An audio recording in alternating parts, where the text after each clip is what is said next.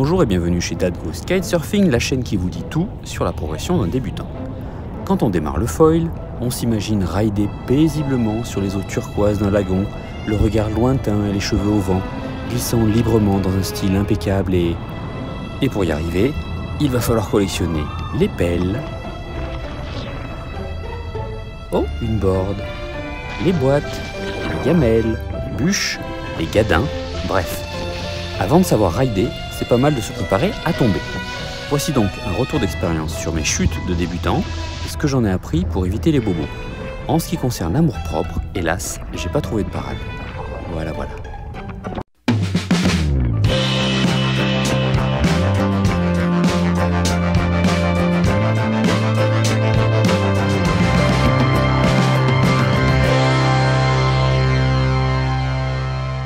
On va commencer tout de suite par l'équipement. Je ne peux que vous conseiller de porter tous les équipements de sécurité, car en foil, au début en tout cas, on se cogne vraiment de la tête aux pieds. Par rapport au kitesurf, pendant les chutes, le foil a tendance à revenir et donc à être très affectueux. Trop, bien sûr. En tout cas, bien plus que je ne l'aurais souhaité. Et donc, on se prend régulièrement la board ou le foil. Voilà un exemple où le casque m'a été bien utile. Voilà.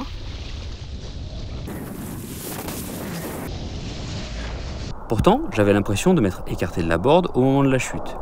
Et où quelle est la board, hein? Eh ben dans ta gueule, papa. Voilà.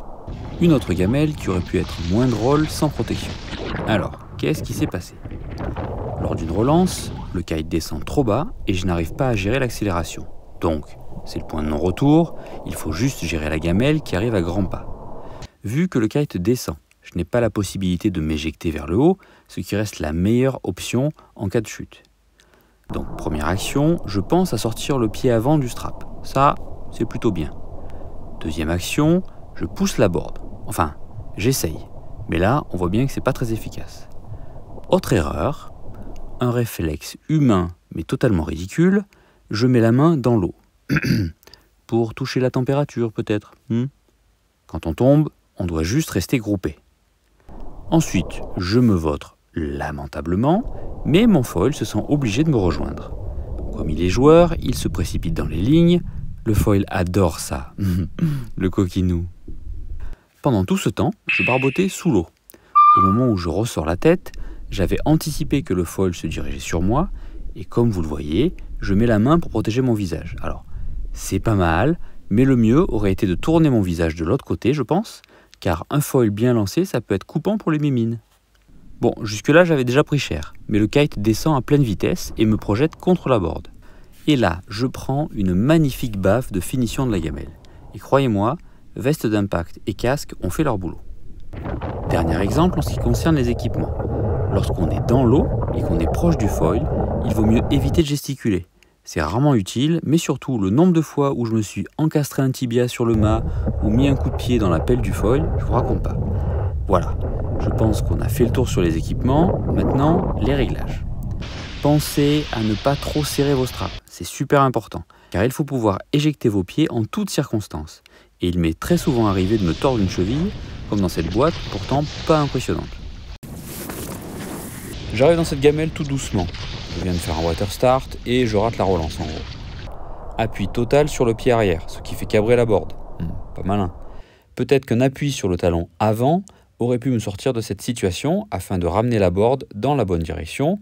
Mais bon, visiblement, j'ai choisi l'option balnéo. Mon centre de gravité dépasse l'axe du foil. On voit bien que je suis complètement sur le pied arrière et surtout que j'ai oublié de sortir le pied du strap. Ici, le problème ne vient pas du réglage du strap, il est bien large.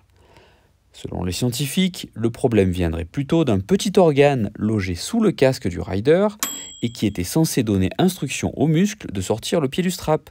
Voilà. Là encore, il aurait fallu m'éjecter vers le haut, mais c'est trop tard pour espérer une traction verticale. Ça commence à se tendre au niveau du strap et dans cette position, il n'est hélas plus possible de sortir le pied. La board continue à monter pendant que je continue à descendre. Là, ma cheville est en position de danseuse sur pointe. Ça, c'est mon côté ballerine. Sauf que c'est bien au-delà de ma souplesse légendaire. Bon, bah là, j'ai mal. Heureusement que j'allais pas très vite. le foil n'a pas d'élan, sinon c'était un risque plus sérieux pour ma cheville. Là, le foil est arrêté et suit ma chute sous l'eau, ce qui libère enfin mon pied du strap. Donc, niveau réglage, les straps doivent rester lâches pour pouvoir sortir le pied facilement. Et au niveau manœuvre, il faut toujours penser à s'éjecter le plus loin possible du foil quand vous sentez la boîte arriver. Sur ce dernier exemple, c'est surtout mon manque d'anticipation qui a créé les conditions d'un risque de blessure. En tant que débutant, on ne veut rien lâcher. Et donc on s'accroche jusqu'au bout pour tenter désespérément de rattraper une situation qui part visiblement en gamelle et que de toute façon, on n'a pas le niveau pour rattraper. Le but étant de rester le plus longtemps possible en navigation, ça se comprend, mais c'est clairement une erreur de débutant. Car il vaut mieux savoir abandonner son bord proprement pour ne pas se mettre en situation de risque. Un dernier conseil qui m'a été donné par mon copain Marco. Vous vous rappelez la méthode Marco?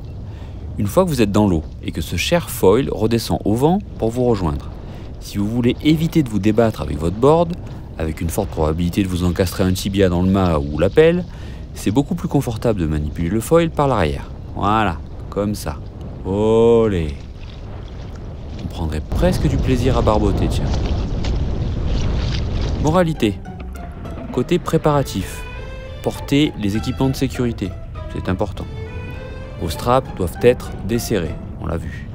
Pour les gamelles, ne faites pas comme moi et pensez à vous éjecter plus tôt. Restez groupés pendant la chute, pas de bras qui dépassent par exemple. Je vous montre ce qu'il ne faut pas faire, mais je n'ai pas une seule chute propre en vidéo. Il va falloir que je m'entraîne à relever mes jambes au moment de la chute par exemple. En plus, c'est bon pour les abdos. Si possible, essayez de tomber sous le vent par rapport au foil. Pas de stress. Contrairement au twin tip, le foil redescend tout seul sous le vent, donc il vous rejoindra sans aucun problème. Et surtout, ça vous évitera de vous manger une board avec élan de surcroît. Une fois dans l'eau, anticipez la trajectoire potentielle de votre board et protégez-vous si vous n'avez pas réussi votre éjection. Manipulez votre board par l'arrière et évitez de nager près du foil. Voilà, c'est tout pour aujourd'hui. Vous êtes plus de 3000 à vous être abonnés à cette petite chaîne. Merci encore pour tous vos messages, ça fait vraiment super plaisir. J'espère que cette vidéo vous sera utile pour apprendre de mes erreurs. Et n'oubliez pas, si tu ne tombes pas, c'est que tu ne progresses pas. Alors bonne progression à vous. Et vous avez vu, je suis même pas tombé.